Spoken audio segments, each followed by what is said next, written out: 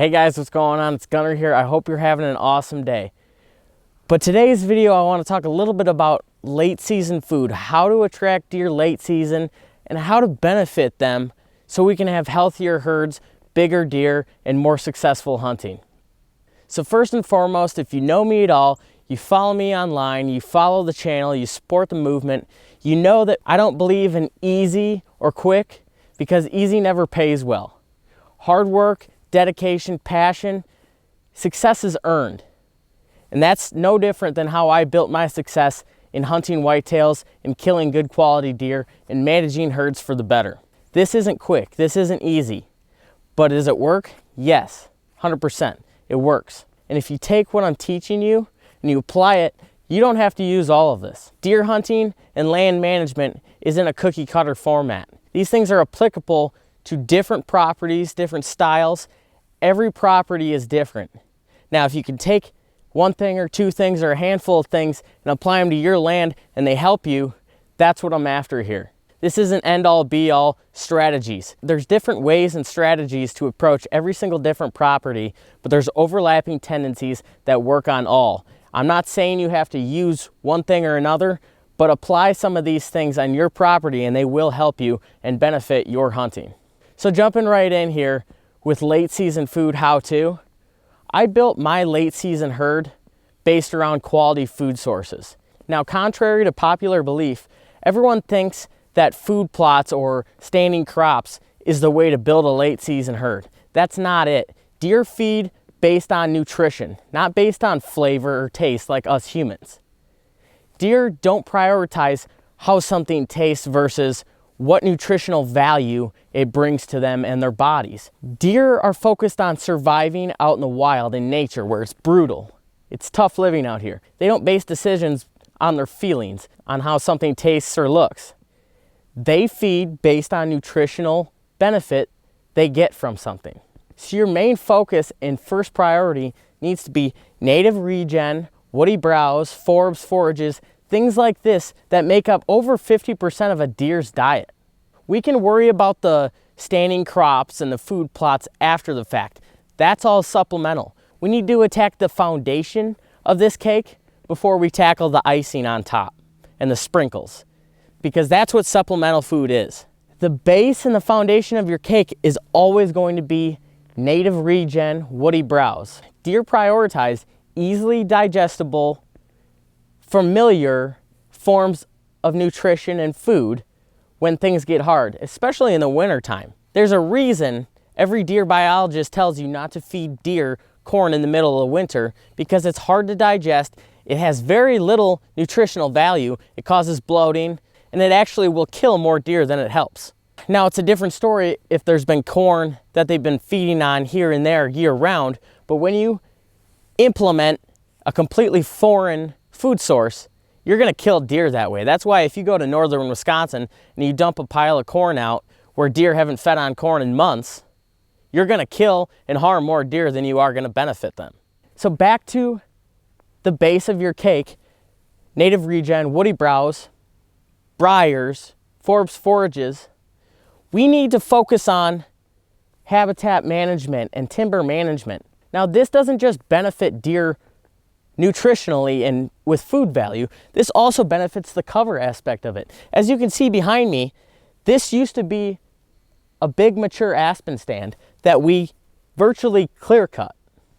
Now, as you can see, all of this is native regen. It's full of blackberry briars, red osier dogwood, shrubs, forbs, forages.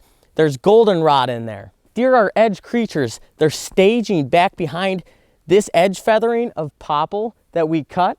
They're staging back here because they have cover and they have browse before they transition out here to the high quality food plots, and then they go to the icing on the top of the cake, which is the standing corn.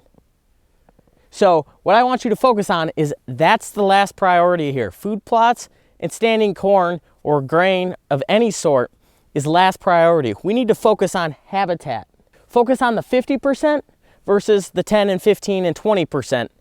And you'll have a far more predictable, successful, and healthy herd in the falls to come.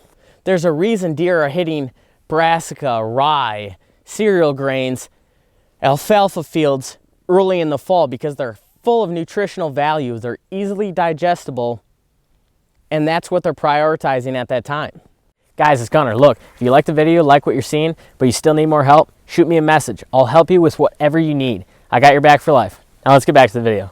Now it's no different than early October where deer are focusing on acorns or apples or any food source that's natural during that time. Food sources have peak times. For example, a field of corn isn't going to be a high priority food source if there's no snow, if it's warm out, if they have plenty of woody browse, if they have acorns in the woods they can feed on, if there's apples left over, if they have clover plots, if they have brassica plots. That's not a high priority food source if they have all those other options. You know, when corn does become high priority, when food becomes scarce. Corn isn't a heavily nutritious food source for deer. It's high in carbohydrates, but low in protein, and it's hard to digest for deer.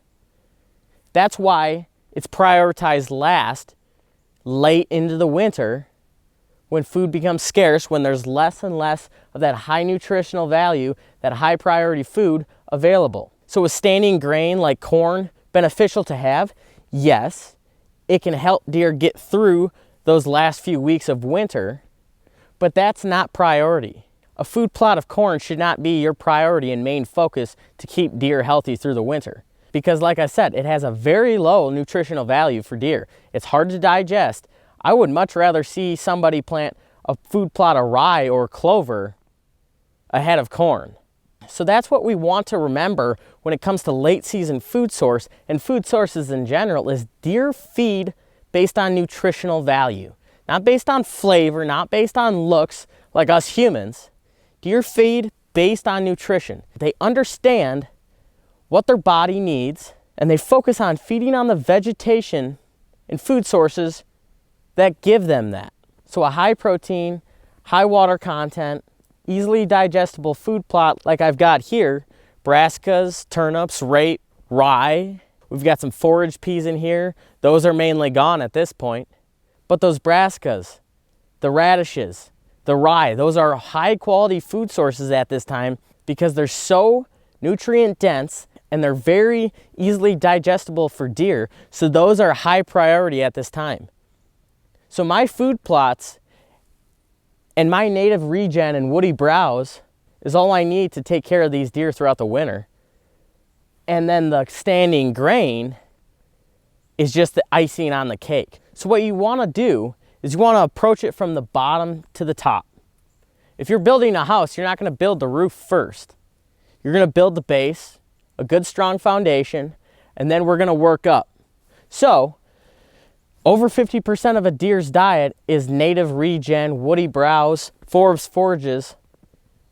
So let's focus there first. Let's get our timber stand improvement done. Let's build these bedding areas. Let's build these daytime browse areas of your dogwood shrubs, of your blackberry briars, your regeneration aspen. Let's build all of these things up before we approach the top of the cake. You can't put a Band-Aid on a bullet hole. At the end of the day, if we have poor cover, poor native regen, poor daytime browse, but we have a corn plot, that's not going to attract large amounts of deer because you don't have anything else that benefits them. Now they might hit that food source after dark because they're traveling from such a long distance and they're staying on the properties that have the woody browse, the good cover, the native regen. They're utilizing that property during daytime when they feel safe and secure and they're feeding throughout the day. And now they might come to your food plot after dark, but what good does that do? Let's build a daytime herd. Let's build good cover, good native regen, woody browse, like the briars, the dogwoods, the native regen like aspen, young oaks. Let's build this base of the cake with good timber, good cover, good native regen. And then let's prioritize the food plots. Then we can move to the good brassica plots, the rye, the cereal grains. And then we can focus on the ag after the fact. All of this starts with a good foundation, good cover, daytime browse, high nutritional, valuable food sources, and then it's enhanced and improved upon based on supplemental food. because that's all this is. It's supplemental food sources versus priority necessary food sources. So let's get the priority and the necessary food sources out of the way and fixed. That alone is going to benefit your herd far more than planting some food plot filled with corn or soybeans. That alone is going to benefit deer far more, because this is year-round food sources and cover. This is temporary. It's supplemental food for when deer don't have what they actually want in the native regen, the good woody browse, throughout the entire year. So what I want you guys to do is analyze your property. Do you have good native regen? Do you have woody browse? Walk through the woods, go into your bedding areas, check out your shrubs and native vegetation. Are the deer feeding on it? If the deer aren't nipping the tops and the ends of these buds off, it's probably not a high value or highly nutritional food source for them. So we need to focus on the highly nutritional food sources versus the supplemental icing on the cake type food sources. So analyze where your property is sitting based on the 50%, the base of the cake, and how much value deer are getting from your property, your timber, your bedding areas, your native browse, your native regen. And once we get that prioritized, then we can move to a food plot program that only enhances the positive, good, beneficial cover, native regen, daytime browse that your property already has. So avoid falling into this trap within the industry of planting a seed, planting a specific food plot seed, or leaving standing grain that's going to fix your deer herd. Let's go back to the basics. Let's build up the foundation of habitat improvement, and I guarantee you that your herd will benefit far more from some timber stand improvement, some bedding area improvement, some daytime browse improvement, woody vegetation, improve the browse, improve the health of your herd, and it'll do far more than planting or leaving some standing crop or planting a small food plot. Focus on these things. You'll be far more successful. Your herd will be far more happy and healthy to hunt next fall. Guys, it's Gunnar. Look, if you like this video, if it helped you at all, like, share, subscribe. It helps me a ton. We'll spread the message. Let's blow this thing up. Also, check me out on Instagram, Gunnar_Hanson, GUNNAR_HANSON. Remember, results are the only thing that matters. Let's get them.